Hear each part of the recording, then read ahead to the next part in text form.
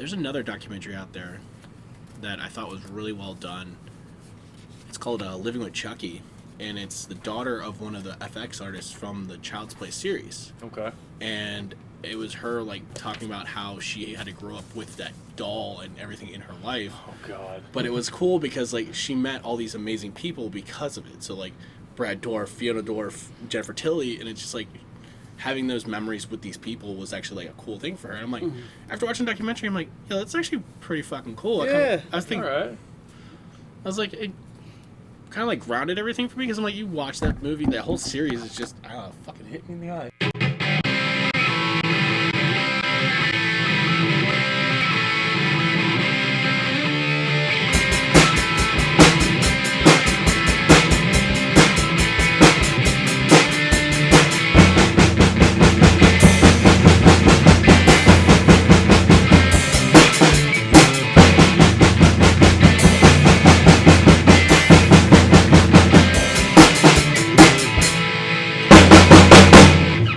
Everybody, welcome back to another episode of Film Asylum, where if you are crazy about movies, you belong here. We are your hosts, Collin Peters. Hey, Freak Show!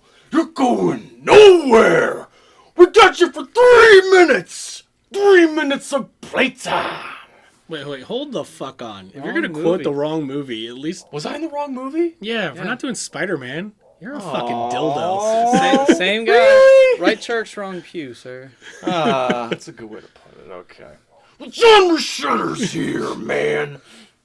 You're still yeah. You're still a fucking dildo. Oh, yeah. It's been how many fucking months and you're still... You knew I had to do something for this one. Are you kidding me? You could have done, hey, I'm Sal Bandini, you want to wrestle? You could have done... I did think about that one for a second. You just started screaming King Us. But no, you had to quote the wrong fucking movie. Because as Plankton would say on SpongeBob, I love messing things up. Well, that's true. Yeah. And I am Jeff Manfred. Are we going to have a match together, Jeff? Are we going to do something like that? I think we might. Whoa. As long as we don't say, let's get ready to rumble, because there is some legalities to that. Is it? There can't be. That's dumb. No, there is. Because we'll talk about it.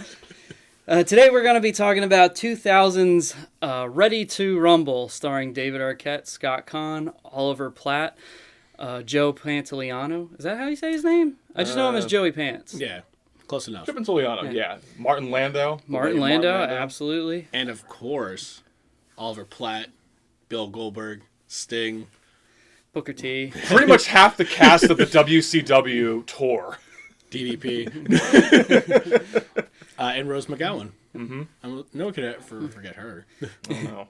Ready to Rumble is about two guys played by David Arquette and Scott Conn. They're best friends, and they're huge hardcore WCW fans. And WCW stands for World Class Championship Wrestling. And at this time, pro wrestling was probably at its peak, especially for our age. We had the Monday Night Wars, where it was the WWF at the time, World Wrestling Federation versus World Championship Wrestling.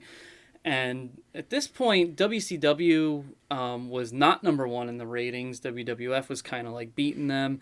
And I guess part of their answer was this movie about these two guys who are huge fans of this character named Jimmy King, played by Oliver Platt, who was this guy that was just undefeated in WCW for 14 years or something ridiculous. He was basically an icon of wrestling, and he's been overprivileged. His boss, played by Joe Pantoliano, has enough, so he forms a coup on him, and the boys see what happens, and they go hunting him down and say, hey, we got to get you back in the ring and make you the champ again. It's not something we haven't seen before. We've seen this kind of mentality before in other plots and other sports movies. This was directed by Brian Robbins, and he's known for making these screwball underdog sports comedies like Hardball, Varsity Blues, and he's made Didn't some he really... direct Good Burger? I don't know if he directed Good Burger. He did direct Norbit and Meet Dave, those two bad Eddie Murphy comedies. Blue Mountain State. This is what he's kind of known for doing those types of movies. Blue Mountain State, the show? Or the show. That first season was actually pretty funny. I'll give him that. I think that's probably his best work. Yeah, Piggybacking off of Varsity Blues. Yeah, now he's the head of Paramount Pictures and Nickelodeon. Oh, Is he really? Yeah. that's actually pretty cool. Gotta go somewhere, right? Only way to go is up until you go down. Right. First of all, we just want to say we talked about doing this movie because this is actually a movie that it isn't good, but it's a guilty pleasure, really. Not even a guilty pleasure. It's just a fun movie. Like, honestly, like I was watching it with Thea, and she's 4, and she was getting into it. I'm like, holy shit! And so like it made me like kind of like readjust my view on it because like I remember it being a dumb fucking movie. But I'm like, all right, so since it just started it over, rewiped, and then like rewatching, like, dude, it's just a fun movie. It doesn't. I don't think there was ever a time I did not like watching this movie. I remember when it was advertised in 2000, I was so disenfranchised with WCW. I thought that like their high points were over and done with because, I mean, we're all pro wrestling fans and we grew up during the heyday of the Attitude Era and the Monday Night Wars. And this is definitely when WCW was not the powerhouse that they were. No, they weren't. This was actually a movie that was created to try and save WCW, to try and put more butts in the seats and get more ratings on television because, like you said, Colin, WWF was kind of taking over. Also, the studio, I believe it was Warner Brothers, they didn't really have a clue that WCW was on the decline. They just thought, oh, let's make this pro wrestling movie, and WCW is pretty popular. Mm-hmm. They didn't really know how bad things were actually going for them. But to be fair, I don't think this would have worked with the WWF. No, it wouldn't. Because, like, yes, you had Austin, Undertaker, all them. They actually could withstand a lot of stuff with those characters. WCW at that time, like you said, was on the downturn. So, like, they broke the streak of Goldberg. Sting was kind of already established, and it wasn't really, like, going anywhere. Was it you had the NWO? You had the NWO. And then you had NWO Wolfpack. So it's like, it's one of those things, like, you had too many randomness to it. A lot of factions in WCW itself. And where WWF, I keep trying to say the E. Well, technically it is WWE by legal terms, we should refer to it, but at this time it was still World Wrestling Federation, and it was the WWF at that time. They had to change their name because the World Wildlife Fund was an organization. They're like, you need to change your name because we're an organization that's bent on saving the world, and your organization's bent on taking chairs to the face. I think it also had something to do with them going public. Okay. Yeah. There's also ECW, but that was like really underground shit. That was like kind of in the ground. They tried to bring it back for 1 year, and it didn't really work out so well. That was in our backyard in Philadelphia. Yeah, that was built and raised in Philly. We were the kids that didn't listen to the disclaimer or watch the clips in the very beginning. Whatever you do, please don't try this at home. ECW kids were like, fuck that. We're going to beat the shit out of each other with canes and throw our mattresses out in the backyard and create our own ring. And mattresses out in the backyard? Dude, I dug a hole in my backyard and had buried alive matches. There's a videotape of it somewhere. I feel bad for your neighbor's car that night, too. Oh, yeah. Yeah, they got over it. I know I saw this movie. I didn't see it in 2000. I saw it, I think, maybe 2002, I think, when I was just starting to get into the comfort of wrestling and everything. I know my best friend in high school, Lewis, showed me the film. I had no idea Ready to Rumble existed until a couple years after it came out. And I was immediately hooked on it because these are all the wrestlers that I remember watching on television on Monday Night Nitro, and it was just like these good rivalries. I was that kid that hated the fact that Bill Goldberg kept winning every week because when you see somebody being so successful, you want them to fail, because I did not like him beating Scott Hall and Hulk Hogan in the same night. I called bullshit on that. So eventually, when he got screwed over, when everybody from the entire cast of WCW came into the ring, caused him to lose, and Kevin Nash won the belt. I'm like, thank fucking God! Somebody else is the winner! And then Eric Bischoff had a hand in that too. And then you had the finger poke of doom later. But on a different note, I remember when this movie was coming out, and I said, wow, I could just tell that this movie was going to be a dud. I didn't think anybody was going to be that interested in a WCW movie in the theater. And I had no interest in it. And the trailer makes it look like this is a stupid movie where the main characters are just dumb. you don't even really know that Oliver Platt is. I mean, you know that he's like the wrestler that they admire, but you're kind of like, he's not a wrestler. Like Oliver Platt has no body. I mean, he's a big guy. He's 6'4". Yeah.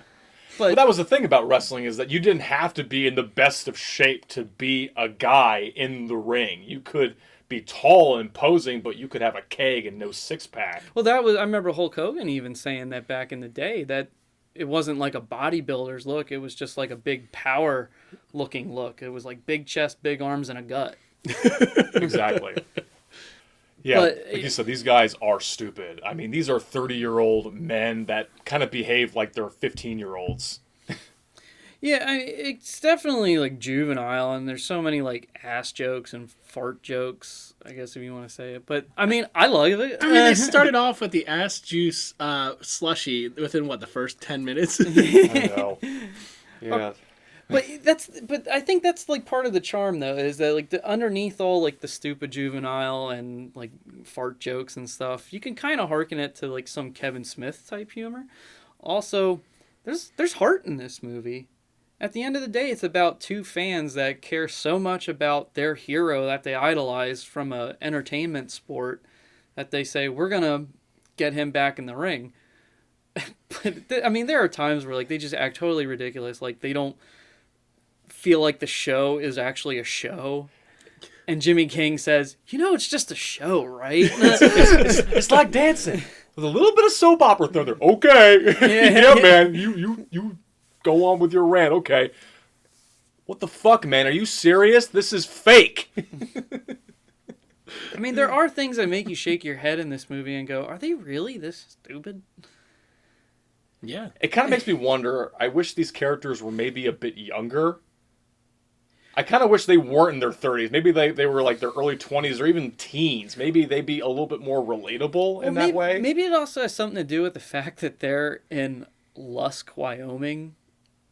Because it's Wyoming. It's a very rural state and everything. And they got blue-collar jobs. Their sanitation department, which I thought was kind of gross. There was one scene in particular. Oh, yeah, I'm like, I can't watch that scene. Actually, it's so disgusting. Tony Schiavone, I listened to a commentary of him with a podcaster named Conrad Thompson, who's a huge hardcore wrestling fan. He has a lot of wrestling podcasts that I listen to that are really good. His main one is Something to Wrestle With. And the other one that he does with Tony Schiavone is called What Happened When, and it's like WHW. And they did a commentary of this movie, and Tony Schiavone actually, he was the commentator for WCW. Okay. Like he sat in the booth and did play-by-plays and stuff like that with a couple other guys. He did the commentary with Conrad, and he said that he actually worked for like a sewage truck or something and said, yeah, we actually did that. Oh. He said you're smelling it all day, and it's like, I mean, yeah. You don't think it's nothing. David Arquette does say in the movie, it smells like French toast. And Scott Conn says, French toast dipped in shit. Did it have to be sanitation? I don't know. Why not? I mean, like, your job is literally shitty work. But I don't want to see that shit on camera. Well, I mean, too bad. You really didn't. It was just liquid coming out. It could have been whatever. I know, but your imagination plays with you. I know it's not actual shit, but they did a good job at making it look like actual shit. I was thinking the porta potty scene where he's trying to suck him through. I think one of the coolest things they did was try to fit in storylines that were already played out or have played in both WWF and WCW. Yep. Like, what is it? They were doing the Montreal Screwjob, and there was another one where it was Ric Flair, and it was very similar style, but it was through WCW. Okay. Because they were saying that a lot of that storyline was similar to both those storylines. Also, Martin Landau plays Oliver Platt's trainer, Sal Bandini, who has like one of the best scenes ever. He's got multiple great scenes. Oh my gosh, dude. I want to finish Sal Bandini first because I think that is like in reference to Lou Thez and mainly Stu Hart. Stu Hart is the one. Because you hear people screaming and they're getting wrenched around, and that was like Stu Hart in the dungeon up in Canada. Stu Hart is Bret Hart's dad, who was and Owen Hart, God rest his soul. Yeah, he was famous for being a professional wrestler himself and having a promotion up in Canada, and then he was known for training people, and apparently you heard a lot of screams from the basement. he trained a lot of famous wrestlers. I know one of them was Chris Jericho, and believe it or not, Tyler Mane. Oh, really? Michael Myers, yeah. How about that? Huh. Yeah, I was talking to him about that, and he was telling me stories about, like being up at because he's Canadian, and he was a pro wrestler for a while. He actually wrestled Undertaker before he was Undertaker, too. Okay. Yeah, we had a good conversation. But, I mean, Martin Landau, here's the other thing, too, I want to say. Because you got guys like Joey Pants, Oliver Platt, Martin Landau. Those three guys have so much serious credit that they don't check out in this movie. Mm-mm. For as dumb and hokey as it is, they sell all their performances. Absolutely. I mean, you could probably say this is borderline really stupid comedy, but there is a fine line of wow, there's some serious parts in here, and sincerity and heart and camaraderie and finding teamwork and getting over feeling like a loser and really overcoming obstacles in life. I give a ton of props to Martin Landau. I know he was the second choice for Sal Bandini. It was actually a name we've talked about before. Jack Palance was actually supposed to be Sal Bandini, but he dropped out, I think because of a scheduling conflict or something else. And then Martin Landau comes in. I mean, 6 years off of his Oscar win, too. This guy could have easily said, no, fuck no, I'm not doing this movie. But totally. He came in and did his scenes. He powered through everything, and he even did his own stunts. Really? No. I was told that he did most of his own stunts in this. Whether he got knocked around, got kicked in the face by... His close-ups were him, when he was doing moves, but you can tell it's definitely not him. All right. Okay. Maybe I misread something, but I thought that he did most of his stunt work. Whatever little bit that he did, whether he's beating up Sid Vicious or Perry Saturn or getting kicked in the face by Jimmy King. I think close-ups were him, but I think actual stunts, I don't think that was him. Especially because, you could tell the wig and his actual hair on the stunt man versus Martin Landau himself. But either way, I gotta say, Martin Landau was amazing in this movie. Shut up! You talk too much. Stifle. Yeah, when he puts him in that arm lock, he's just like, "Oh, yeah, you're gonna cry now." And that's the other thing about this movie is so quotable. I mean, Jeff, how many times did we walk around the halls in high school and just say to somebody, "Stifle, you talk too much," or you push somebody up against the bathroom and go, "Now I just made you a shithouse bitch." And when someone wants to raise their hands up, and I'll be like, "Diamond upside down, there's a pussy." We even did I need a new drink. Here's something wrong with this one. Smell it. Stick your finger up your God, you've done that? I haven't actually done it, but we pretended to do it. And they're like, "Why are you giving me your finger in my face?" Which apparently was based on a true story. Oh, no. Kurt Hennig, Mr. Perfect. Oh, really? Apparently, he was known for being a ribber. And apparently there was somebody on a plane who wouldn't let him sleep, and he just kept talking, so he stuck his finger up his butt, put it on the rim of his drink. he made the guy try to drink out of it, and he's like, "Ew." And he goes, "Excuse me, stewardess, I need a new one." Oh my God, it's terrible. He is definitely one of the bright spots. I know for whether you love or hate Oliver Platt, I know he's not really the wrestler type by any means necessary, but he does have some of the best quotable lines in the movie. They all do. Really, there are so many lines that you catch yourself saying over and over again that you're just like, damn, I can't believe I'm quoting this movie. And I know one time, this is ridiculous. Big ol'. I literally had this movie on 3 times in one day. I've done that too. I've just had it on in the background. I get I'll put it on again. Because it's not a bad movie that puts you in an awful mood. No. It's actually a feel-good. You could sit down and watch it and enjoy it. You can have it on in the background. It's very versatile as a film. It's free on YouTube, so by all means, check it out on YouTube. It's free. I found it on Tubi. There you go. And when this movie came out, it was really hated, and I think part of it also had to do with the fact that David Arquette was doing promotion for it, and he actually was going on WCW, and at one point he actually won the WCW World Heavyweight title. That was a mistake. I think he even said that too, because it really... didn't fit the storyline, and he was saying that I guess one of the writers or producers kept pushing. The for producer kept pushing it.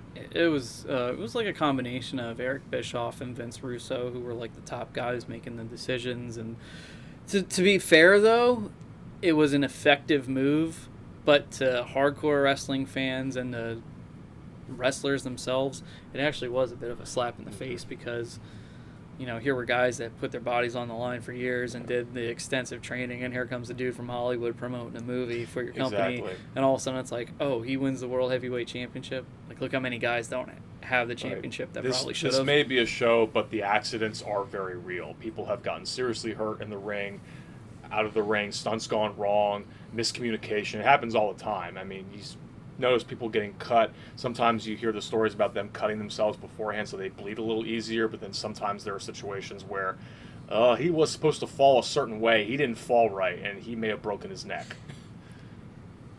But I also think this movie, it's appealing to us because we are wrestling.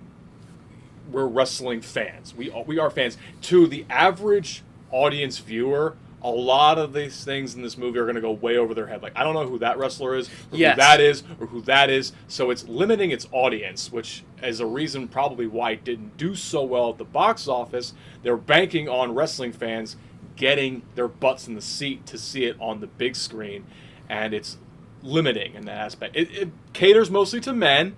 I can see women not wanting to see this movie, even though there really are no female wrestlers in this movie at all. I don't think. There's just the Nitro Girls and Rose McGowan, who I'll get into later.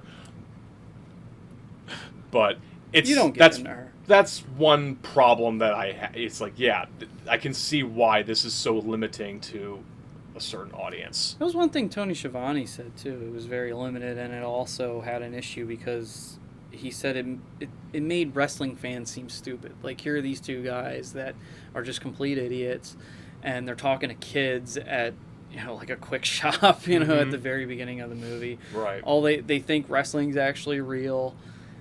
They're the greatest athletes in the world. The greatest athletes in the world, mind you. When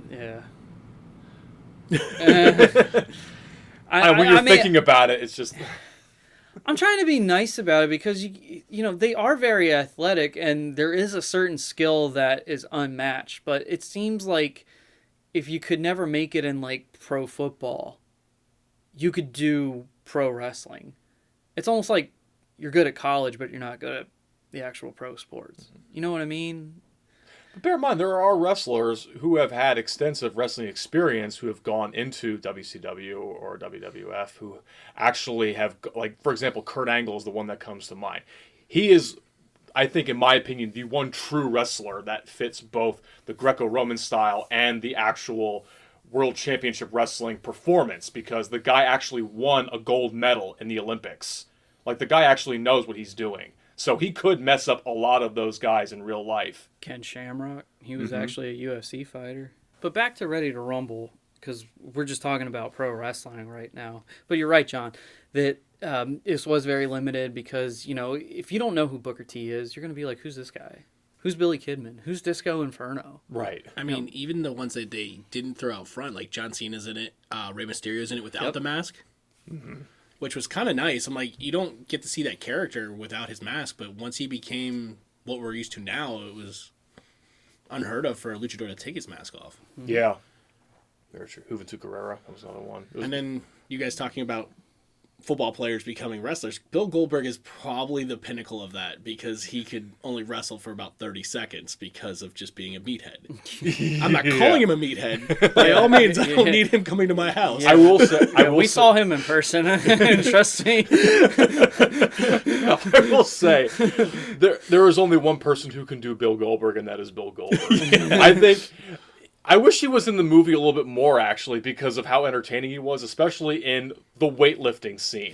I didn't mind him as an actor and a performer in that movie. He actually was pretty smooth. I mean, it wasn't like, hey, give him an Oscar, but...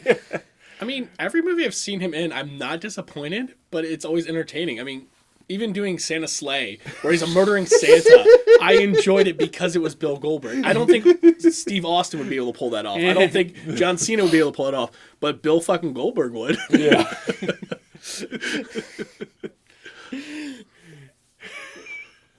Yeah, I wish he was in this movie more. I mean, he does have a fair amount of scenes. He does a lot of grunting.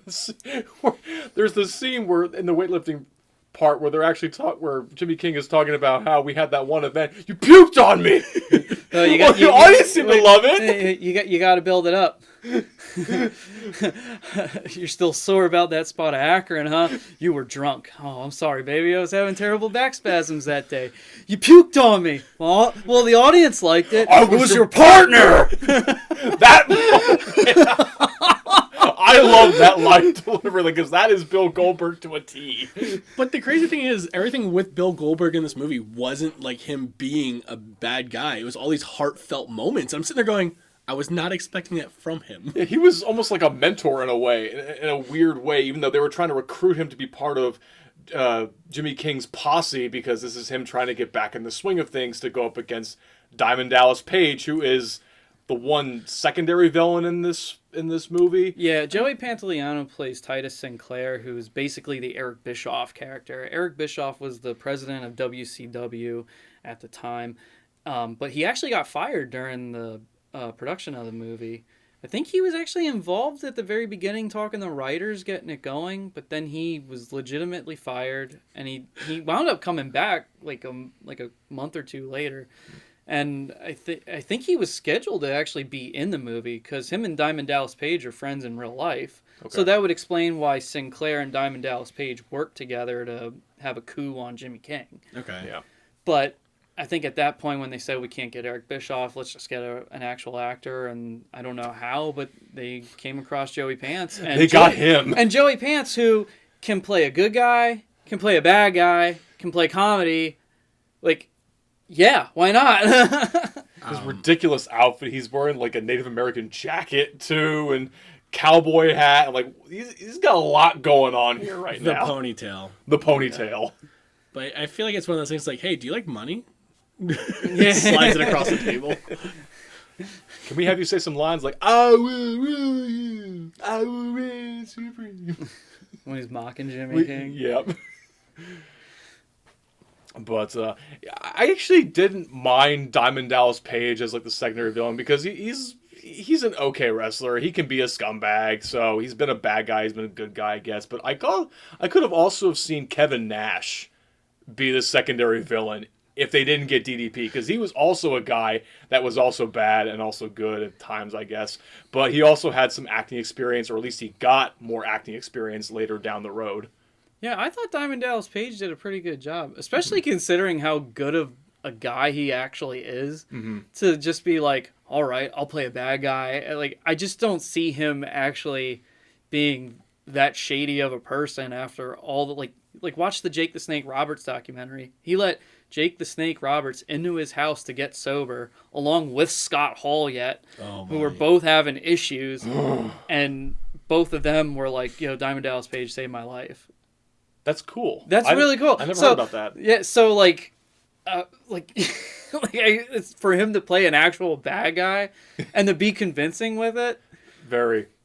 I mean, it isn't that far of a stretch because a big tattooed guy really kind of does scream off like villain, because even look at him in Devil's Rejects, he's a bounty hunter, so he already has the look, but the personality outside of the movie ring, whatever, doesn't fit it. So like you said, he helped everybody out. He does the DDP yoga now, and he's like doing that whole like really good vibes mentality. Mm-hmm. Even if you check out his social media page, he's very inspiring on there. That's good to know. It's all positive. That's good to hear. I like that. And he helped. I think he helped motivate David Arquette when he wanted to actually get back into wrestling recently, and was like encouraging him. That's great. 'Cause I didn't know too much about DDP until you talked about all these things just now. Yeah. Oh, really? No, I didn't know anything about that. Yeah. Check out Conrad Thompson's podcast too. They talk about him and listen to interviews and watch the Jake the Snake Roberts documentary. I think it's called Jake the Snake Roberts Resurrection, which is a very good documentary. Even if, here's the other thing, and this is the other cool thing about Ready to Rumble, is for anybody who doesn't like pro wrestling, biographies on their lives are really interesting. Yeah. And seeing what goes on behind the scenes, how they put stuff together. the props that they use, the moves, and how they articulate and work with each other. Like in the first match between Jimmy King and Diamond Dallas Page, you can hear him in the ring saying like, "Oh, give me a tackle." They actually do that. Yeah, that's great. Good communication. So yeah, we run the same page so nobody gets hurt. Exactly. And they got to put on a show, and they make everything look so fluid and smooth. So it's got to be like very precise. Like to me, no one was better at stuff like that than Bret Hart. But like I said, I want to stick to Ready to Rumble. Yeah. I can talk wrestling. I can talk wrestling. We all could have day. a whole nother podcast. Yeah. Exactly. I'm glad you brought that up because that is a really cool component of the movie, especially in the first match when you've got Gordy and you've got Shawn. That's Scott Conn and David Arquette. They're attending Monday Night Nitro in Wyoming. In the nosebleeds. Apparently nosebleeds behind some pipe. And who'd they get the tickets from? Uncle Billy. Uncle Billy. Uncle Billy's an idiot. He lost his nut. And Nom. He lost his left nut and Nom. We'll kick him in his right nut when he see him as he sees bite. Hey, if you only have one left, is it still your left nut? Why are they having a philosophical discussion about a guy's left or right nut that got lost in Nom? But then again, there's that quote. I know. But this, and then of course, as they're talking in the ring about what moves they're going to do, and then there are some punches that are not pulled. They are... DDP actually takes a swing and hits Jimmy King. Now, I know when I'm watching wrestling, I can tell who actually got hit and who actually didn't get hit. I'm surprised that nobody else in the audience was noticing. Are they actually... That looked like he actually punched him in the face for real. Like, you should be able to tell. It's pretty obvious because they don't sell it. They actually fall down a certain way or their bodies shift a certain way. I don't know. Oliver Platt actually punched Macho Man Randy He Savage. actually punched Macho Man Randy Savage in the face. And the funny thing is, it's in the bloopers because you see it. He goes, "Oh shit!" Yeah, he's like, You "Oh hear shit, him Randy!" make contact. It's so noticeable. But And if you look at Macho Man too and heard about how intense he was, I'm gonna get you. I'd be apologizing like Oliver Platt did too right away. Like, oh shit. It's actually kind of disappointing that Macho Man wasn't in the movie that much just because he is an iconic wrestler. Yeah. But there is that really cool scene where Gordy is upset with the cashier at the convenience store at the very beginning, and he imagines this fight, and the floor in the convenience store actually turns into a ring. That was a really cool look. That was stylistic. I like that the director did that because most of the movie isn't really all that inspiring except that dream sequence, if you will, where he's imagining being a wrestler. Well, a lot of the lighting's actually really good in this. Most comedy movies that are just stupid and plain Jane, you just have some basic lighting, but when it was night, it was night. When you're in the arena and the lights go down and they show flashing lights or something, or different colors, they put that in. It wasn't all just one bland look. They actually used the set and utilized it to make it have a feel of realism. Yeah, you can see that. Which was really cool. So that's why I say, this movie does, teeter-totter on, is it too stupid, but yet it's still kind of, serious. Well, it gets serious, especially when all those wrestlers come into the ring and basically beat the shit out of Jimmy King, who's also based on Jerry the King Lawler. That's kind of why they chose that name. That's kind of the direction they went to. I heard that as well. Yeah. However, I did call bullshit when I was watching this movie recently because the referee saw all these guys come into the ring. He would have easily stopped the match right away and said, "This is a no contest. You can't win the belt, DDP. The belt goes back to Jimmy King. You guys are clearly cheating right now." But they do it in a way in which the referee sees all this. They should have knocked the referee out first, then all the guys come out, then beat the shit out of him, and then throw him back in. Okay, count him out. But then again, it's Titus Sinclair's show. He's violating his own bylaws, so I guess he can do whatever the fuck he wants. You're putting way too much thought into Yeah, that movie, man. I'm going to put some thought into the movie. It's not actually Monday Nitro. I don't fucking care. This is not even a pay-per-view. That was a great line, too. How about when David Arquette holds up that, crappy, it's like the flap of a box, and it has his name on it when Jimmy King comes walking out down the aisle, and he's like, "Yo, I'm Gordy, look at me." And it's like... Yeah, baby. Yeah, I don't see you, but not yeah, baby. my god. It is a cool scene, though, and especially with the four-post massacre. I've never seen that on television, so when I first saw that in the film, I'm thinking, that's cool, that's unique. Apparently, at the end of the movie, when Jimmy King fights Diamond Dallas Page to try to get the belt back, Sinclair says, okay, you can come back and wrestle again at one point in the movie, and says you can win the belt, you can win $1 million, and you can wrestle again, but you have to survive. And then he doesn't know what the actual match is until he starts walking to the ramp. Here it's a triple cage. It was like a Hell in a Cell, where it's basically like a chain link fence with a ceiling, but instead of it being an enclosed ceiling, it has another cube of another chain link fence with another cube of a chain link fence on top. But here's the thing: if you look at each cube, it actually has this floor. So when you get to the second floor, there's already the second cage. There's a floor now. So I was looking at that as you're going on, and like, wait, this doesn't make sense. How are they? And then the belt's on top of the third cage. Yeah, it's being suspended in the midair on top of the third. A cage on top of another cage on top of another cage. And the second cage is a hardcore match. Yeah, with trash cans and nooses and kendo sticks. And it was like so ridiculous. But it's perfect for this movie. But they had to be ridiculous. I think exactly. It had to fit the nature of the movie. So if you're going to go all out, have this be going all out. And it's a next level challenge for Jimmy King, because after he gets caught in the coup, he disappears. And he apparently was a terrible person. He lied in an autobiography, said his parents were dead, his son was in a wheelchair, his wife left him. Here his parents are alive. He stole their motorhome. He's a shit husband, a shit dad. He left his wife. I've seen that kid's braces. The government's gonna repossess him. You ever see crabs up close? Oh my god. Want to see? Sure. Fantastic. I love the interrogation when they're actually at, what was her name, Eugenia? Is that Eugenia her name? King? Yeah, Eugenia King. They're at her trailer home when Gordy and Sean decide to, when they've lost their truck, they've lost everything, so they decide to hop on the road and find out where Jimmy King is at, and they track her down to the trailer house. They're interviewing her, thinking, where can we find King? You can try Louise. Louise. She's a whore. Full of scumbags and whores. Scumbags and whores. Okay, great start. And then Sherman from American Pie. He's in this movie. He's like the quintessential redheaded kid who's in every movie. He's playing a video game that has the worst graphics ever, even at that time. And it's an arcade game. An arcade game solely based on Jimmy King. And the graphics are terrible. Oh, they're horrendous. Nintendo 64 graphics were better.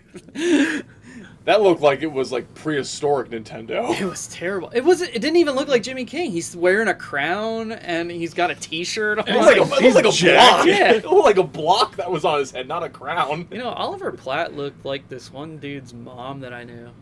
When he was in the woman disguise? Yeah, beard and all. I'm sorry, can you just please leave my husband's medicine right there on the counter? Yeah, so when they actually find Jimmy King, when he's so down and out, and his parents' stolen motorhome, he's in a dress and a wig, and they don't even think it's him at first. And Scott Conn says to David Arquette, I think that's the king. And David Arquette takes a quick look and goes, are you telling me the king's a queen? Give him medicine, I'll crown you! It's him! Your biggest fans. And to be fair, when they first look in, the wig is covering the beard. So it's all right, I can see off a first glance you don't know until they wake him up. I know. But when they pay, he wants to get paid for them to talk to him. They give him $30 for 5 minutes, and then he sends them on a beer run. And they just try to get him back in the ring, and he says, no, Sinclair owns my character. I can't do it. It's all over. And he gets mad because the guys are just joking around thinking this is all fun and games, and he's calling them stupid and saying I'm done with everything. I'm done with life. Get the hell out of here. I like the part where he said, oh, my son's confined to a wheelchair. My my mom and dad just passed away. My wife just left me. We met your wife, and she says that you left her. It's not how I remember it. Your son's also not in a wheelchair, and your parents are alive. No, your parents aren't dead anymore either. Oh, praise Lord and all His mercy. Piss off.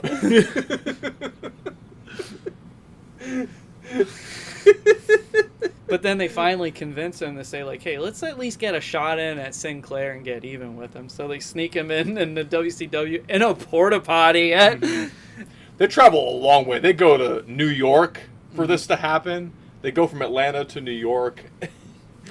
What is it? They get from Wyoming to Georgia to New York. Oh, yeah. No, yeah. Yeah, you're right. Because they go in the van with the nuns. Yes. The farting nuns who sing Van Halen's Running with the Devil. I did like that scene. That was actually really amusing. I think this whole movie has amusing parts. There's really not a part that you feel like you can just skip. It runs really smooth. And there's one part I skipped. It's not that long. No, it's about an hour and a half long. Hold up. You're over here talking about parts that you skipped. Now I'm curious. You piqued my interest. Okay, want me to go into it? I will. Yeah. Okay, I actually do skip the sanitation disaster when the tank blows up and the shit and toilet paper is everywhere. I don't need to see that. You know what? I will admit, I don't need to see that. That It's is just probably the least funny part Yeah. of the whole movie. Oh, when he's crying and he turns and it flips? Yeah, and then the toilet paper truck hits it and the toilet paper flies, and there's an obvious blooper where the kids get hit with shit, and then the next scene you see is them totally clean. Yeah.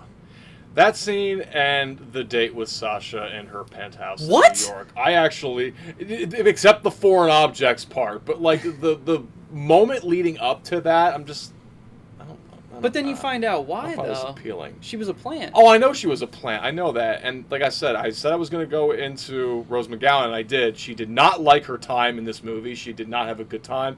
And I can tell, when she was in this movie, she looked like she'd rather be somewhere else. Honestly. She looked like she'd rather be somewhere else. And the only amusing Not with Harvey time... Weinstein.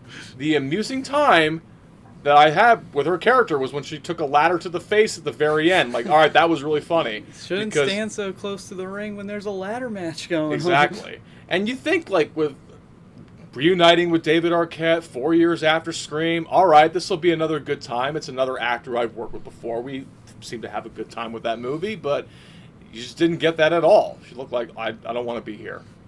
I mean, she threw the script in the trash 3 times before saying okay. So Did she really? Yeah.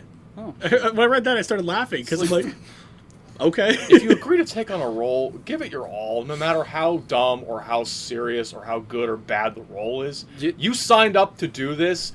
Do your job. That is absolutely right, John. And I think I heard or I read Christopher Lee actually said that. Mm-hmm. He said no matter how bad the movie is, an actor should go out there and always give a great performance, because the movie may suck, but your performance is going to live on. Right. And you can have a great performance in a bad movie. Martin Landau.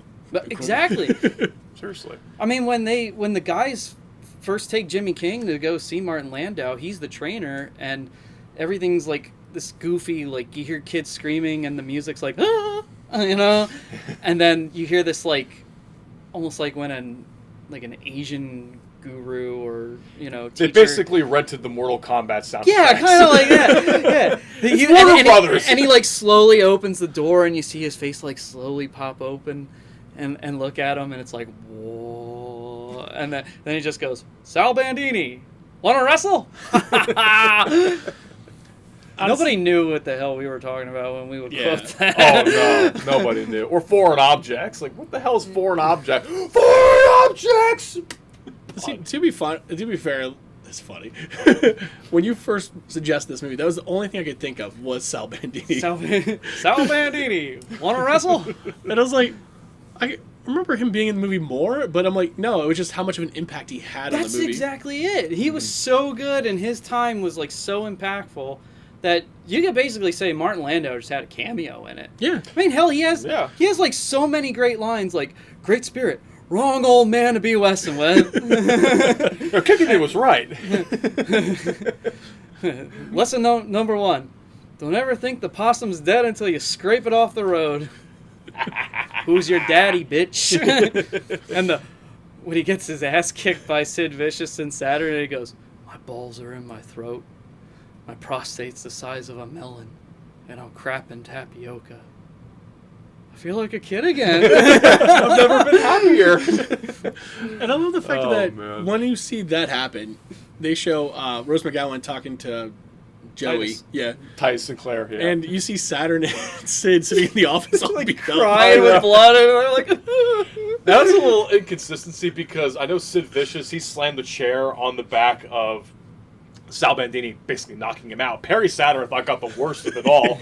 But it looked like there were like no bumps or scrapes on them at all, and then all of a sudden they're like bloodied and bandaged up. You think that they would probably put some battle scars on them during the fight with Sal, but no. I'm thinking that the chair was a lead up to something worse. So like he fought them tooth and nail until Maybe that's like he's Sal Bandini. he had the arm broken, which we didn't see. He had the neck brace. He had all the other crazy. True, the fight could have kept going. Yeah. Maybe, yeah. And like you said, it's a comedy. It's not like an action flick where they're going to. But I know, like maybe I would have liked to have seen an elongated version of that fight. They think they got him with the chair, but he gets right back up, and they ensue into another fight and everything. So, but maybe they didn't have time to do I think it worked out just fine. You show too much, it just is added fluff. Then at that point, it was precise to the point and showed that Sal Bandini could kick their ass, but he got ambushed again. Then so.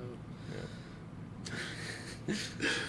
But there's that heartfelt moment where he does say to Jimmy King in the hospital, and he's like, attack a man's strengths. And they're like, oh, wait. And I think he means attack their weaknesses. And he goes, no, I mean strengths.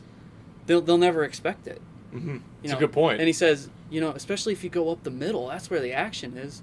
You'll cut them down the size. Mm-hmm. And Jimmy's actually like listening to him until they say like, hey, Sal, here's a Butterfinger. And he's like, oh, my favorite. And then Jimmy's like, oh. And then he steals it from him. Come on, a Butterfinger too, baby. You're supposed to be training, man. You're supposed to be losing some weight. Trainer! I don't need a trainer. I need a safe house, baby. Or a new identity from the FBI or a fast car. That's what I need. They look for a posse, too, for him. And then David Arquette's dad says, no, you're not going to be part of this wrestling crap. You're going to be a state cop. And he actually, like David Arquette's character, Eric Gordy, he actually listens to him when his dad takes him away and says, this is stupid, it's junk, you gotta grow up. And he's actually studying for the cop exam, and Jimmy King and Scott Conner are like, yo, we gotta train, we need you, man. You were part of this, you inspired this. Mm-hmm. And Jimmy King's even like, yeah, man, I need you. Like, Jimmy King even says, like, I need you. And he says, I gotta grow up, guys. Yeah, it leads me to believe that's why I kind of wish these characters were just a little bit younger, because it's like Scott Conn, David Arquette, you guys are in your 30s. You're grown fucking men. You can make your own decisions. They looked young, though. I mean, I could see them being early 20s. But, like, you can just stand up to your dads. I know Scott Conn's dad in the film is dead. The truck is all that he left him before he died. But, like, David Arquette, like, you're trying to be a wrestler. Like, there are moments where you can see, okay, you have some skill, you have some experience with pulling off these wrestling moves. You clearly want to be in the ring, and you clearly have an attitude. Just take the attitude on your dad, but apparently he just can't. His dad did pull a gun on him in one scene. Oh, he did pull a gun on it. Which, by the way, David Arquette's real dad is in the movie. Really? Louis Arquette. It's Jimmy King's dad.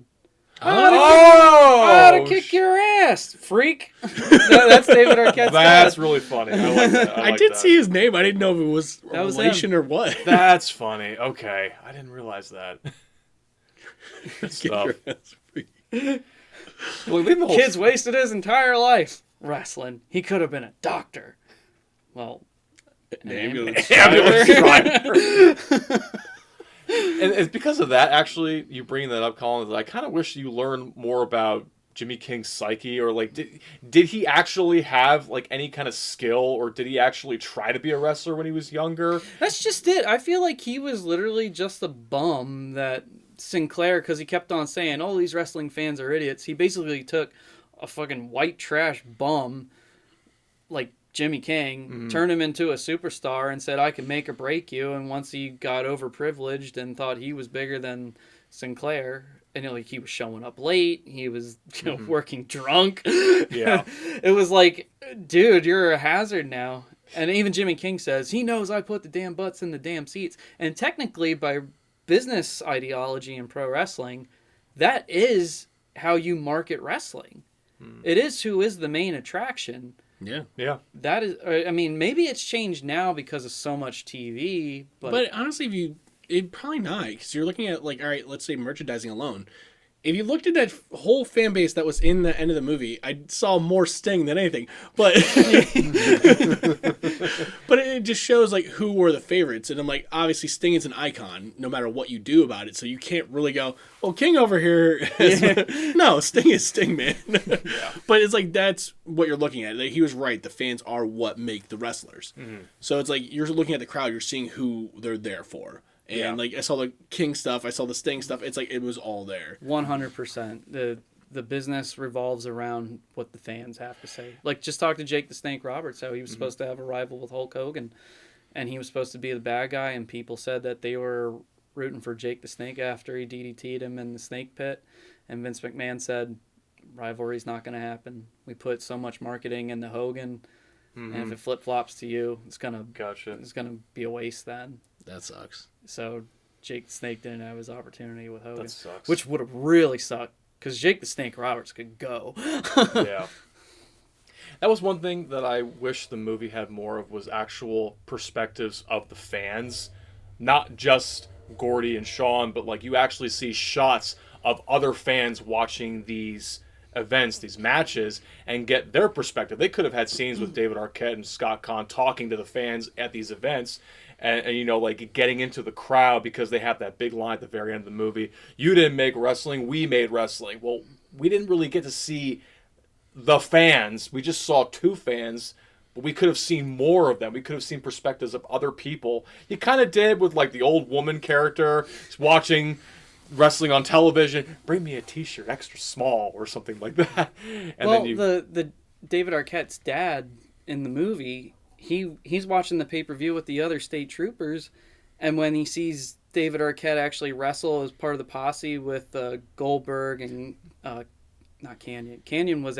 Chris Canyon was actually Oliver Platt's wrestling double as Jimmy King. And then he has an appearance at the very end when Jimmy King wins the title. Spoilers, in case you didn't know. Oh, no. Oh, boy. But he's like an audience member in an Insane Clown Posse shirt, yelling at Sinclair, like, screw you. So Canyon, like, also has an appearance as himself in there. That's cool, though. And I think Shane Hurricane Helms was actually David Arquette's wrestling double to do the moves. Okay.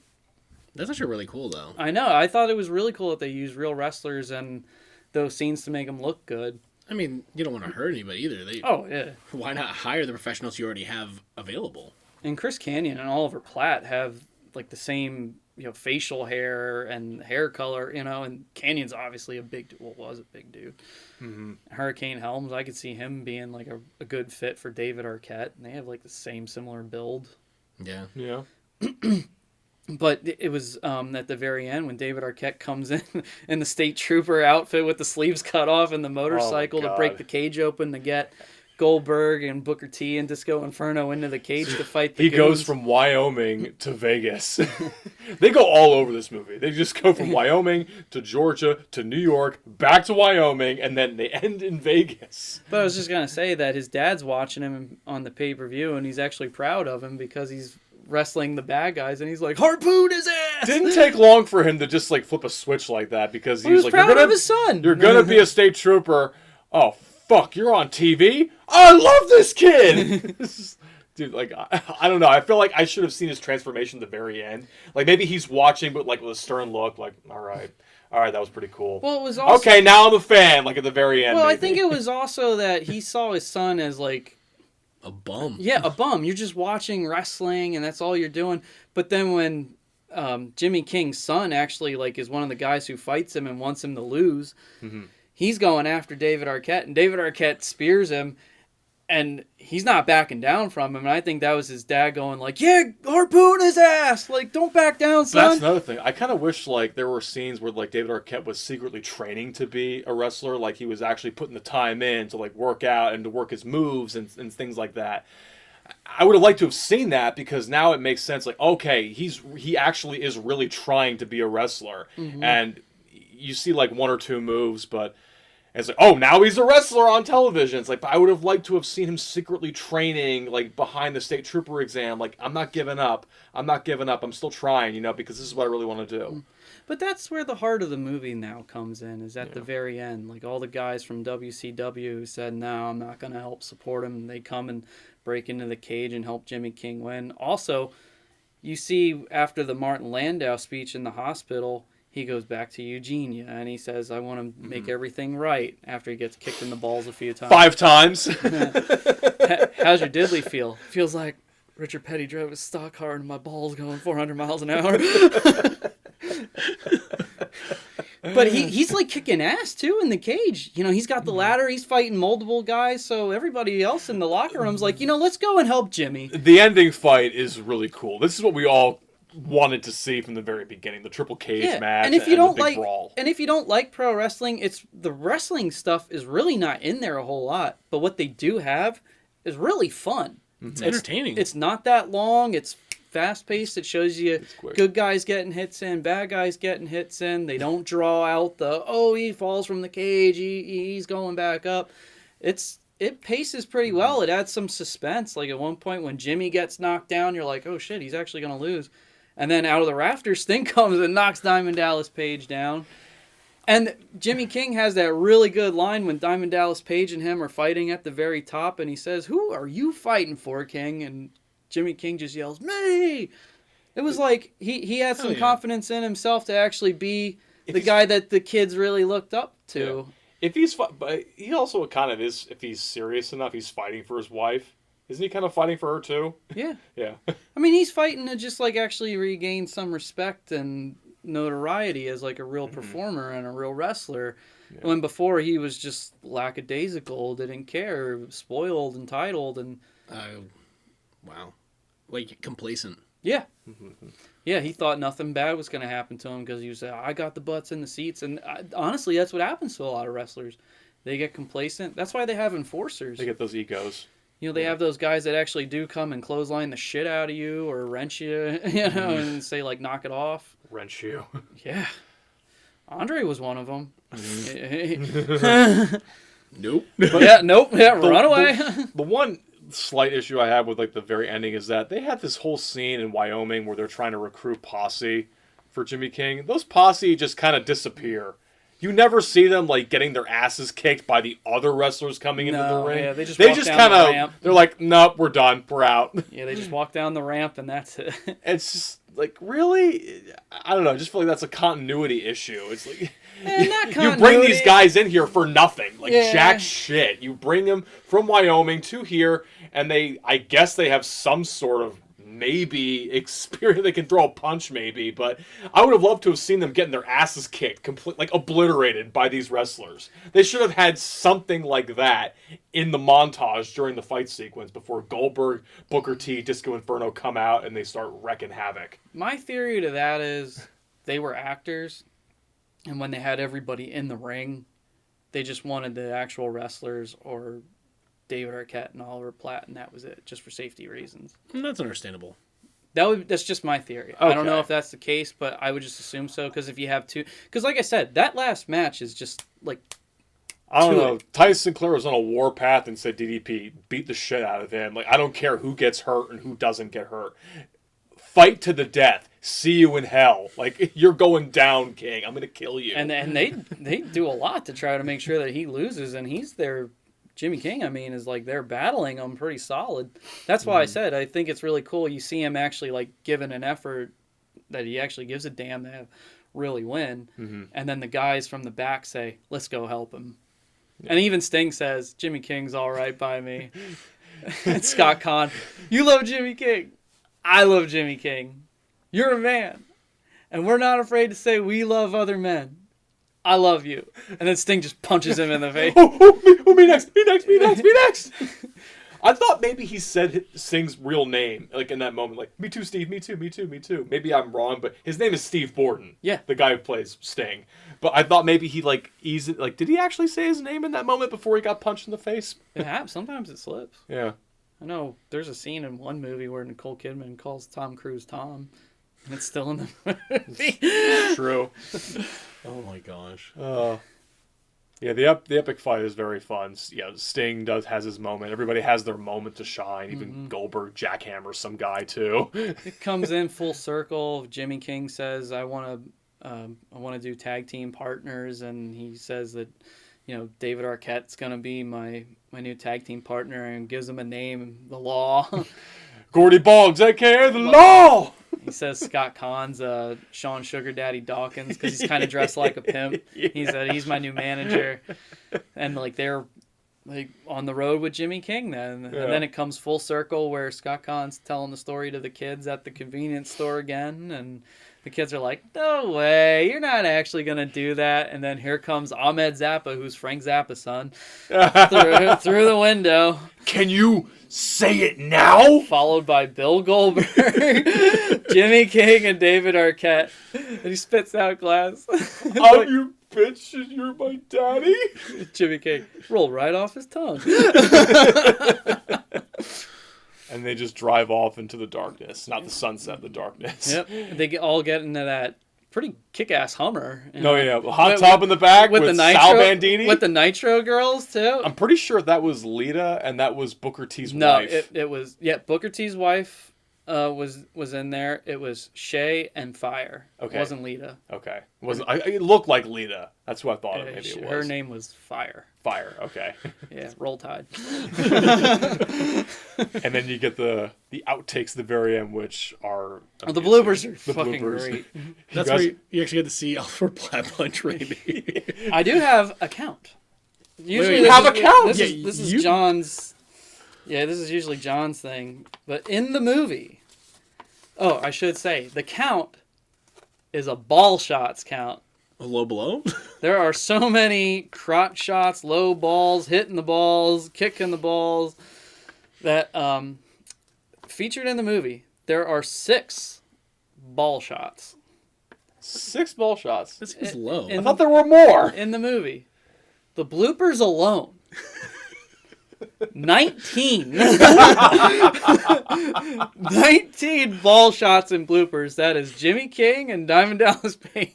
Wow, that's a lot of ball shots. In the movie itself, I thought there were more because it wasn't just Jimmy King hitting the balls. It was DDP who got hit in the balls a lot, too. That's what I thought. No, DDP got hit in the balls twice and the rest were Jimmy King. Eugenia kicking him. Oh, I just had to kick you in the diddly again. Here, let me help you with that. You guys like Samoan butt sex. That broke Sherman in the outtake. I love this movie so much. It's such an easy movie to have on in the background. I feel like anybody can watch it. It got a lot of hate when it first came out. A lot of it, I think, had to do with David Arquette winning the WCW title. It was bad for the movie promotion. Not long after that, WCW completely disbanded. Yeah, it really wasn't too long after that. I think about a year. Yeah, about a year. But overall, it's entertaining. And like you said, John, I think it is definitely a movie of its time. It's more nostalgia for us. Mm-hmm. But it is a cool throwback movie. Jeff and I definitely have memories of it because... I'd say, honestly, the first time I watched it was with you. I think we watched that in American Pie, too. Oh, my God. You saw 2 movies with Sherman? Yeah. But we could damn near quote this whole movie just because it's so quotable. Yeah. And at the time, me and you were those 2 idiots. Oh, absolutely. 100%. I do not doubt it. I mean, if Cliff Dissinger listens to this, I'm sure he can attest to it, too. Damn, like we made belts out of cardboard, and now we actually got like replica ones. I mean, we never actually grew up. We're still kids, and we're in our 30s. Just got more responsibilities. What was the most serious injury you guys had when you were wrestling? Ooh, I'm pretty sure I had a concussion. I hurt my sternum. I remember getting cut really bad and then dislocating my fingers. Fingers? Yeah, like it caught weird and they bent backwards and I thought they broke. Oh, I got rock bottomed on stones. I was in a hardcore match. Bad idea. I tried to perform a senton bomb on somebody and I landed on my neck. Ooh. Yep. And I was like, how the hell am I still alive right now? I'm just like, going to the couch, Go on the couch. I'm done. Yep. I'm done. Yeah, I'm done. that's I'm when done. he I'm knows. done. That's when he knows. Was it more recently? Was a concussion for my daughter? I have that picture. Yeah. Next time I'll listen to the disclaimer. Never. Never. How about favorite wrestler, though? Favorite wrestler? Favorite wrestler. Oh. That's like asking to eat one chip. Oh, my Yeah. God. Okay, how about two?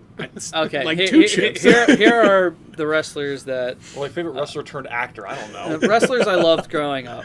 Definitely Bret Hart and Undertaker. Those two were probably my two favorites. I mean, Jeff knows that for sure. I did love Kane, Stone Cold, Triple H, Shawn Michaels, obviously, Macho Man. He was just awesome. Yeah. And Hulk Hogan was another fun one to do. I mean, I was like costumes of all these people. Jake the Snake Roberts. Rowdy Roddy. Oh my God, Rowdy Roddy Piper, man. Like I said, it's hard to. It's like It's eating hard. one chip. Hard to pick one. Yeah. Because I'm like, dude, even WWE to WCW. WCW is easy for me. It's Sting and Goldberg. Sting and Goldberg. WWE, It was a factory. Undertaker, Austin, Triple H. I would even say CM Punk, even though he's a shit person.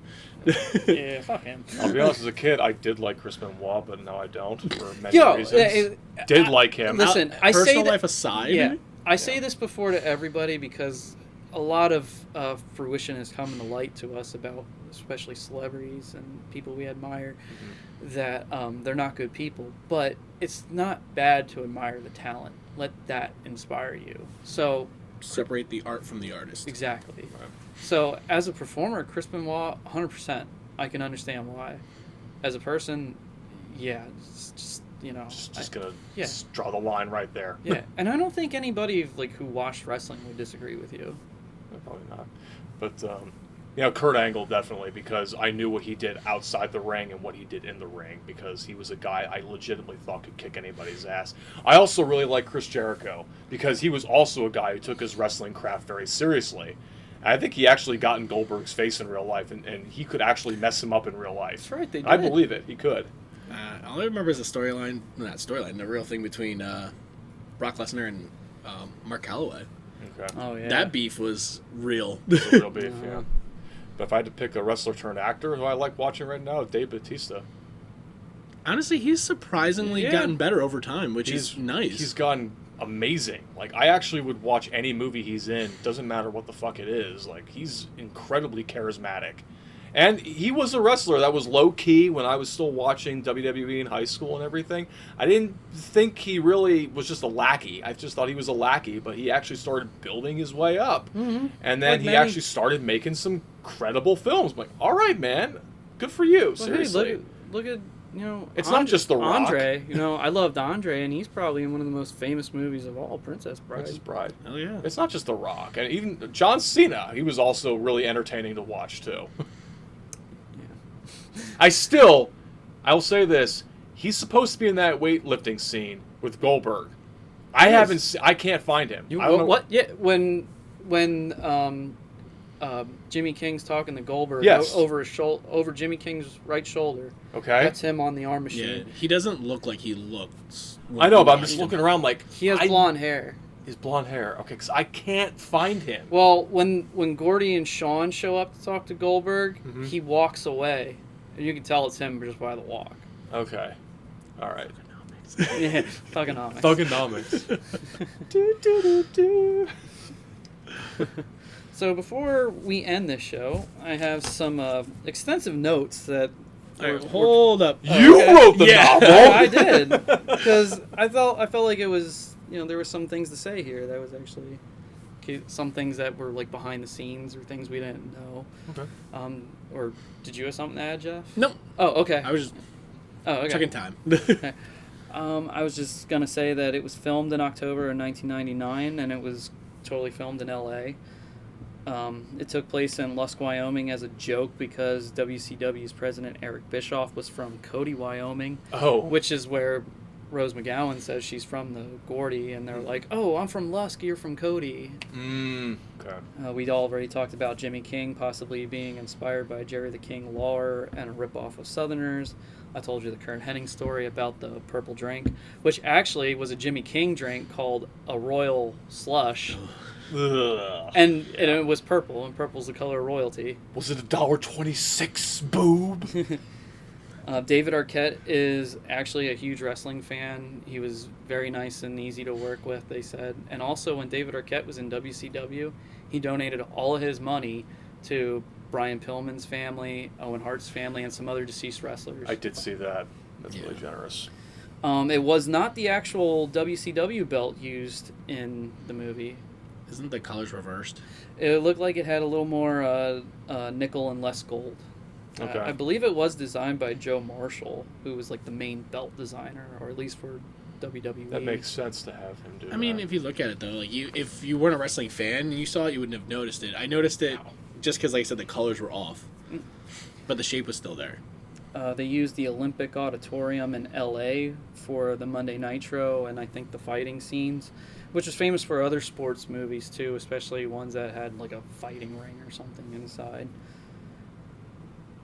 We talked about Joe Pantoliano possibly being based off of Eric Bischoff, but Eric Bischoff was fired. Definitely Eric Bischoff. It had a premiere at the Chinese theater in a red carpet. Really? Yeah, and they had a 5-minute, like a 5-minute wrestling match outside, and Jeff Jarrett came over and smashed a guitar over David Arquette. Good promotion. Joe Pantoliano's head nod to give Diamond Dallas Page the go-ahead to make it a shoot, which in wrestling terms is like make it real. They call it a shoot. Okay. They did that take 16 times. Why? Just him doing that. 16 times doing the head nod. Yeah. How about that? It was released on April 11th. April 12th, David Arquette made his first WCW appearance. And then we all know the story about him becoming the champion. It opened at number 6 in the box office, earning $5.6 million, which was actually a decent opening for a $24 million movie at that time. But totally, it only made $12.5 million. Yeah, you're kind of fighting an uphill battle at that point really. because your box office score is only going to keep going down. Although, I will say this, Tony Schiavone did say that he got to become a member of SAG after that, and through like DVD sales or rentals, he still gets like $200 to $300 from this movie a year. Good for him. And that's actually really cool of SAG. Yeah. And they give some sort of residuals. I mean, some people might say like, oh, $200 to $300, dude. It's like that amounts to something. Free $200 to $300 a year. That really does amount. That to goes something. to show the power of that union. Yeah. I thought that was really cool. Kathleen Freeman was an actress who was known for being in Jerry Lewis movies. She played Jimmy's mom. There are some similarities to the movie The Wrestler with Mickey Rourke, the down-and-out wrestler trying to make a comeback. I heard one review wrestling fan online say he actually liked Ready to Rumble better because it's not as depressing. Oh my god! Well, fuck off. Whatever you want to say about that. I still love that movie. I think he should have won for that year, but that's another story. Marilyn Manson was actually on set because he was dating Rose McGowan, and they said that he is a totally different person, and all the Marilyn Manson stuff that we know of is just a show. Mm-hmm. They said he was like a really chill, laid-back dude. Yeah, I've seen, I guess, the interview with him and like Michael Moore and Bowling for Columbine. That seemed like it was him being. Yeah, he's a smart guy. Real. You can tell he's a smart guy. I've seen him in interviews for sure. I also found out this while listening to Conrad Thompson's podcast, because there's a lot of talk about manholes and septic stuff, and Jimmy King falls through a manhole. Do you guys know why manholes are circles? No. So that if you lift them up vertically, they don't fall through. No shit. Yeah. Okay. Lift them up vertically, they don't fall. Okay. Yeah, because if you have a square or a rectangle, you lift it up like that, it will fall down. Interesting. Even if it's a triangle. Even if that manhole in the film defied physics by like shooting straight up over. Well, yeah. well, Jimmy King's a pro wrestler, so it shot up so high. That thing weighs a couple 100 pounds, probably. Speaking of SAG members got passes to attend the premiere, and John Voight and Angelina Jolie were actually at the premiere to this. Which is funny to think about. But yeah. I mean, they're probably like, hey, SAG gave us tickets, let's go. Maybe, I also kind of thought because John Voight was also the asshole coach in Varsity Blues. Oh, that's gotta be it. Brian Robbins directed Varsity Blues. Brian Robbins directed Varsity Blues. He was the asshole coach. He was probably like, hey, I just did this movie, would you mind? Yeah, it might help us out. Seriously. Michael Buffer, the Let's Get Ready to Rumble. Mm-hmm. He's a legit promoter. Mm-hmm. I think the line "Let's Get Ready to Rumble" is actually trademarked by him. Because if you watch in the movie, He says it differently. He says, "We are ready to rumble." Yeah. So wow, they couldn't. The film couldn't even use "Let's Get Ready to Rumble" because it's trademarked by him. It's not even that bad, really. Well, no, I felt that maybe he would just be like, "It's fine." Yeah. I don't know. You're gonna because give me a him. paycheck. Yeah. It's him. Just can we please use "Let's Get Ready to Rumble"? I was always wondering that. Why is he saying it like that? We are ready to rumble. I didn't get that until now. Maybe he also has a contract to use it specifically for actual events. Maybe. Especially if it's if he's contracted to HBO. I mean, he was a promoter. Okay. And Rey Mysterio actually hurt himself doing moves over and over again in different angles. Okay. I mean, you're constantly hitting the same spot over and over. Yeah, right. I mean, And he's an acrobat. They said those mats didn't actually change until Vince McMahon got into the ring with Stone Cold Steve Austin until St. Valentine's Day Massacre. And he was like, "This is really how hard these mats feel?" And they said, "Yep, we got to soften them up a little bit." Sometimes all you gotta do is get on the work floor to find out what's actually Yeah, going on. really. And the other thing was Eric Bischoff was supposed to play himself. Said he was approached by Hollywood producers. Thought WCW was as popular as it was. Not really. No. Worked with the writers as a consultant. Late spring of '99. Was fired in September. And rest is history. Rest is history. Yep. And that's some stuff about Ready to Rumble. Yeah. And wrestling itself. Yeah. So not to get away from the movie, I really recommend this movie. I don't think the guys involved should be ashamed of it. It got really trashed on at the very beginning. Mm-hmm. I instantly loved it.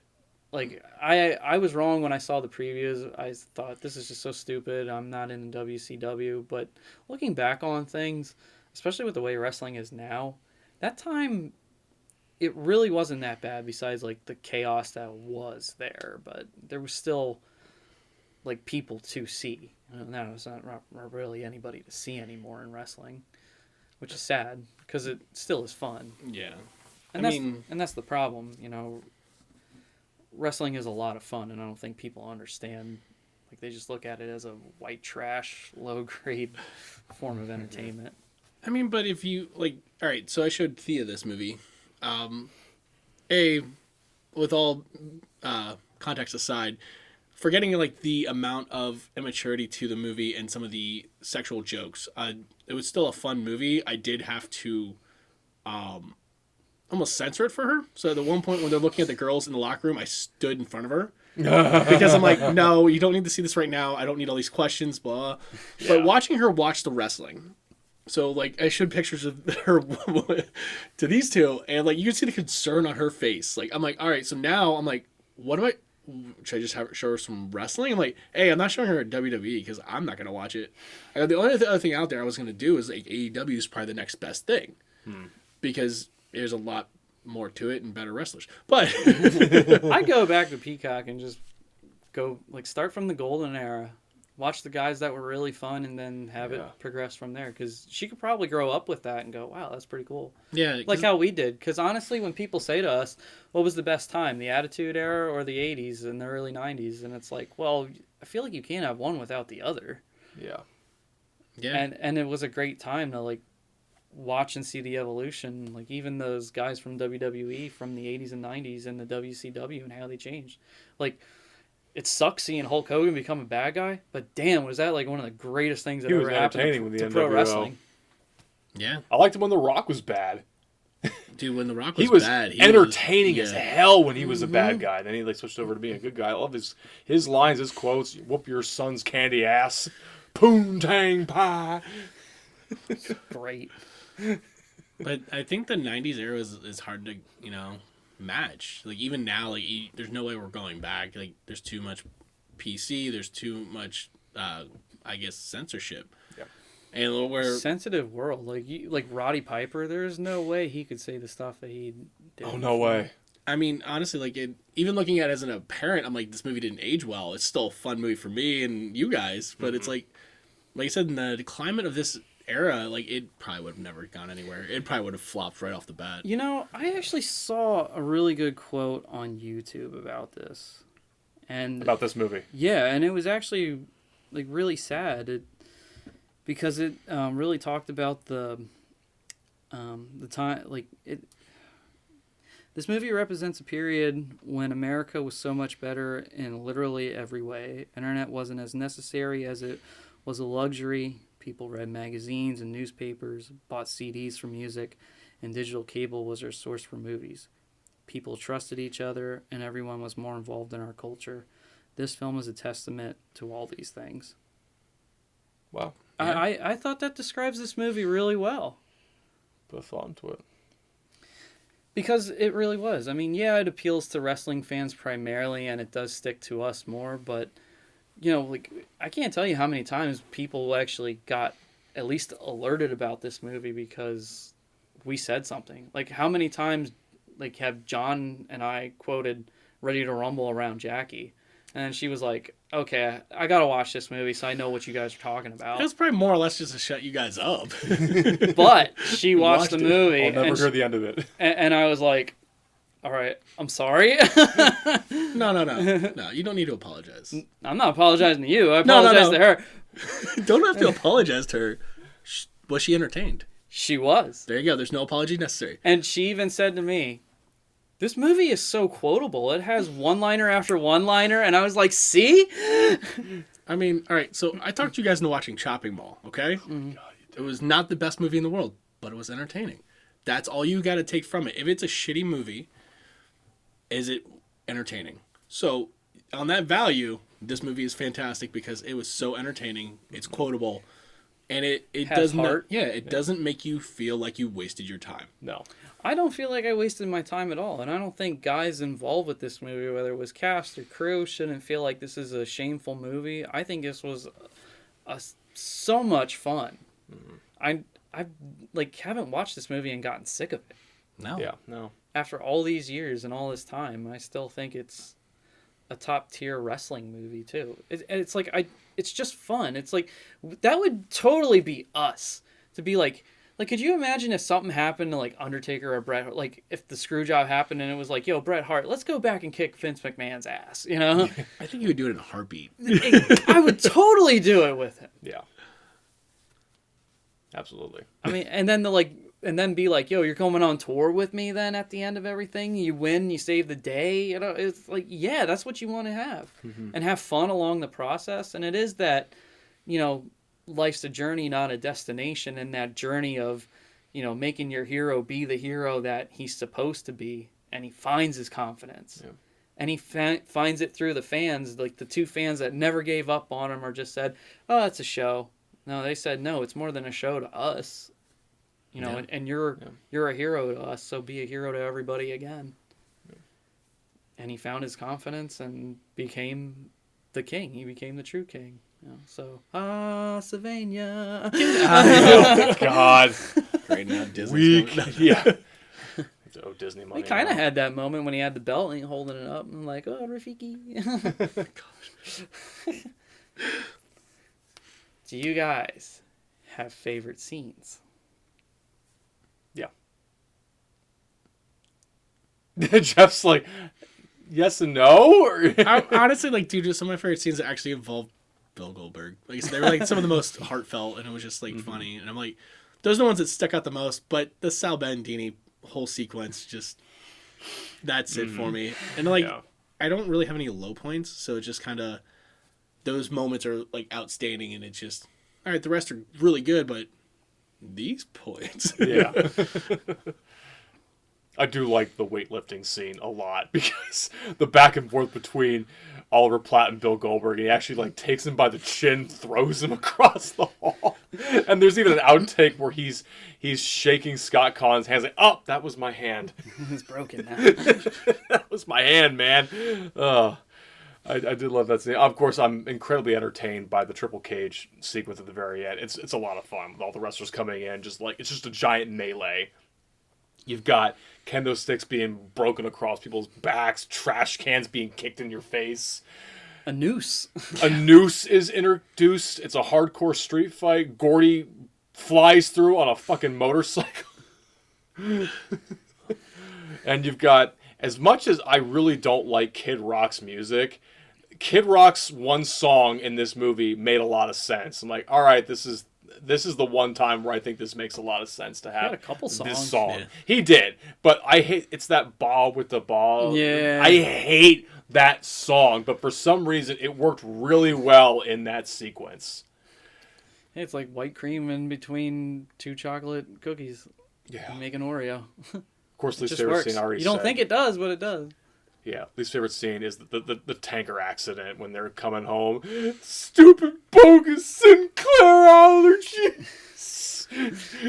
Diamond Dallas Page. That part's funny until the truck crashes. I'm like, okay, this is gross. I don't need to see this. I love the whole movie in general. I feel like it's an easy watch from beginning to end. And it moves really fast. And it's just like jokey and quotey throughout the whole thing. John, I do agree with you that I think the tanker truck scene with the toilet paper flying probably is the weakest. It's like a forced joke that just doesn't land. It's just a little excessive. Yeah. And then like the toilet paper's not even wrapped. It's like I said, it's just They invested money into shooting that scene. But as far as favorite scenes go, Oh no. I do not have. Hold up, he has like another. He's got a list. I told you I love this movie. I could not just pick one favorite scene. So, 3 scenes that stand out to me was when David Arquette goes on the date with Rose McGowan. Okay. And she goes, I'd like to see some of your fancy moves that you're showing Jimmy King. And he's like, oh, are you sure? And she's like, oh, I'm sure. Being all sexual and flirting with him. And he actually takes her and flips her the fuck That was a over. snapmare. He's like, that's a snapmare. And she goes, take me to the bedroom. And she goes, let's wrestle in here. And he says, ooh, a bedroom match. And she throws him down on the bed and she goes, now I'll unveil my secret weapons, and takes her top off. And he just looks at her and goes, foreign objects, and just fucking right hooks her in the face. And then he sends his dad a postcard saying he met this really amazing girl. And he's not a virgin anymore. Oh my god. So there's that one. Sal Bandini, man. Anything with Sal Bandini. Anything with Sal Bandini was just cinema gold. Martin Landau absolutely killed it. I mean, if you're not quoting Sal Bandini after you watch this movie, you got a problem. And then my main favorite scene was the part where Jimmy King goes back to apologize to Eugenia. And his son comes out and he goes, well, look what the rat puked up. He gets up after he's icing his balls and he goes, you mean cat son, don't you? He's like, I'm not your son. He's like, Frankie, I came to say I'm sorry. And the kid goes, too late. And he's got these like mangled teeth with fucked up braces. And Oliver Platt goes from like really serious to go, Jesus, look at that grill. And that's the first time I ever heard someone describe braces as grills. And the way Oliver Platt delivered that line, his reaction.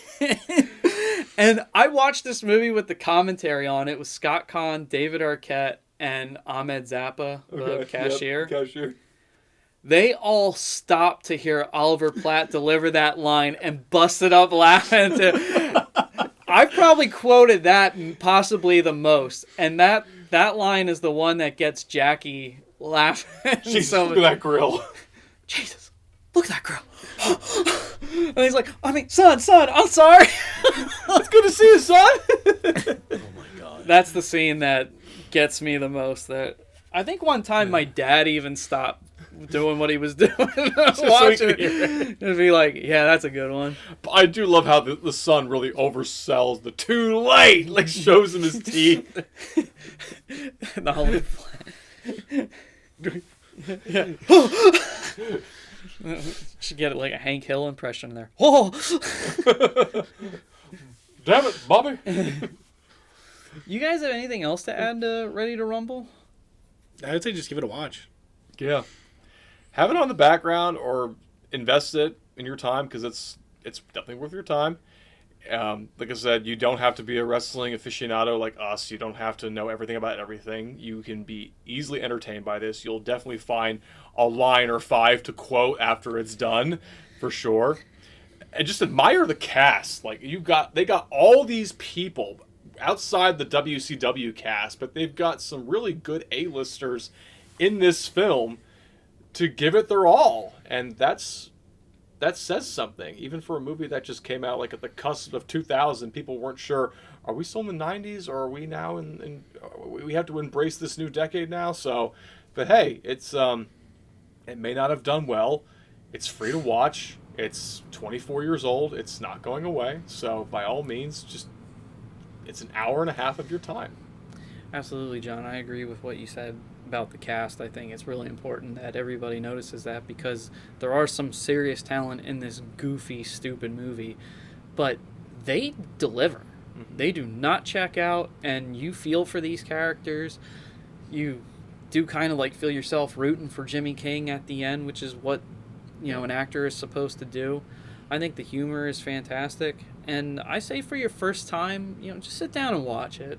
Yeah. It's not that long. It goes by super fast, and it's just a fun ride, is all I can say. I mean, there's nothing that makes you feel less or anything, and I think as time has gone on, people see it, especially other generations possibly. I can't tell because I'm just going by comments on the internet, but even some people who are reviewing this movie on YouTube, it went from a lot of hate to the hate's kind of dwindling down to people saying, you know what, I was wrong about this movie, and it's actually really damn entertaining. And that's what it is. It's just entertaining. And if you take it so literally, then you're not going to enjoy any movie then. No, you won't. I mean, movies should be made to be entertaining and take you away from the realism of everything. Even biographies don't tell you the full story or the truth unless you're actually entertaining. I can tell you for a fact, documentaries now that you see aren't real documentaries because they are made to entertain, and they will put in some bullshit in there just to make sure that you sit down and watch. Otherwise, it's going to be boring. It's kind of like what we talked about, The Exorcist. If you actually saw what a real exorcism is, it's not really that interesting. I mean, it's not nearly as Hollywood interesting, I should say. That's the way to put it. That's a first story for another time. Never mind. But yeah, this is definitely my ultimate guilty pleasure movie. One of two: Ready to Rumble and Airheads. They both feature David Arquette, surprisingly. And props to David Arquette too, because he gets nothing but credit for being goofy, or they don't take him seriously. But I think he did fantastic in this movie. I mean, you felt for him. You wanted to see him more. I felt that way anyway. I think if you just can't stand high energy people, you probably wouldn't like it. He brings a lot of high energy in this movie. All the time. Especially the screaming, "What's wrong with you?" But I think he did a great job. I think Scott Conn did a great job. I mean, the veterans were fantastic. Like John, you said, and we said earlier in the show. I just think that it's a fun movie that should be given a chance whether you like wrestling or not. And yeah, it is a product of the time, and it's more nostalgia for fans and for people who are into wrestling and remember the time. But even if you were to watch it with us and we'd have to explain it to you, I'd have a fun time going oh, well, this was Bill Goldberg, this was Sting, and Booker T. Yeah. Like I just said, Chris Kanyon was Jimmy King's stunt double. So I think it's just a fun conversation, and no matter what, I think a lot more people, even if you don't like professional wrestling, you still like behind the scenes stuff, and you like knowing how wrestling actually operates. Yeah. Exactly. So yeah, is this a good movie? No, but it's an entertaining movie for sure, and that's what counts in the end. And I think that's what it satisfies on every level. Yeah. Check it out sometime. So with that being said, I think it's safe to say we shall sign off. This is Colin Peters, John Rochetter, and Jeff Manfred. Thank you all once again for listening. Stay safe. Stay crazy. Please, somebody help me. Oh, yeah.